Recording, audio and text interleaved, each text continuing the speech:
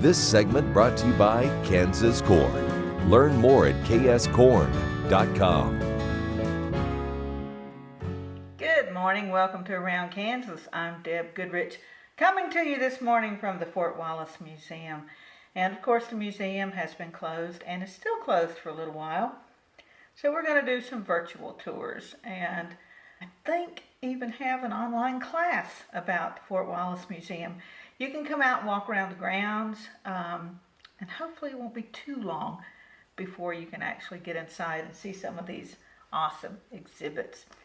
I know that a lot of things have been postponed or canceled, and one of the ones that of course is a great disappointment to me is the Kansas Music Hall of Fame. So those inductees that would have been in concert and honored this year got their certificates in the mail, and that's a little disappointing for all of us who gather and honor these incredible musicians from the state of Kansas. So over the next few weeks, I've decided to highlight some of them, or I'll try to get all of them in to some extent, all of the honorees. And so stay tuned, look forward to that. And if you have some stories from Kansas Music Hall of Fame that you'd like to share with me, let me know. You can find me on Facebook or my email. We're just so blessed with incredible musicians. I was messaging back and forth with Duane Bailey, speaking of incredible musicians, about the disproportionate number of amazing guitar players, including Duane, who hail from Kansas. Now, he doesn't think it's quite so disproportionate. You know, he's been all over the world and he's seen guitar players from every place.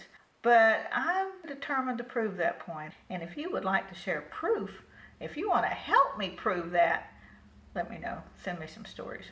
So that's just one of the things that won't happen this year. We're hoping that a lot of things will be rescheduled for fall, just like the Fort Wallace Rodeo that would have been normally Memorial Weekend, would have been coming up here soon. That has been moved to Labor Day, so we're sure hoping that that works out. And then we have another big event the weekend of September 12th, and that will be our buffalo hunt encampment. And we are selling raffle tickets for a buffalo hunt and a gun and the whole 9 yards. It's pretty awesome.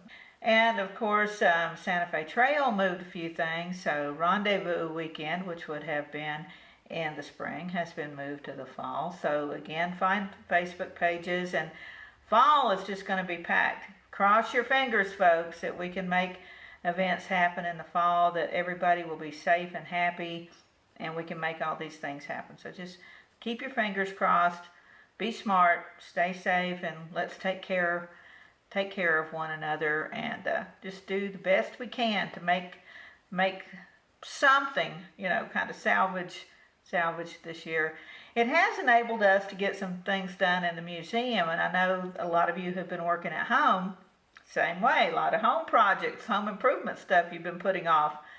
And the museums, some of those galleries that have been closed, the same there. It's given some people some time to catch up on work.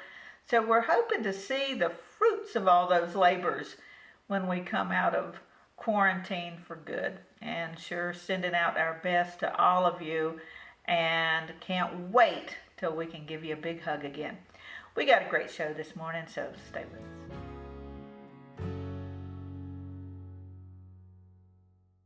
In 1821, a trade route was opened from Missouri in the United States across prairies and mountains to Mexico.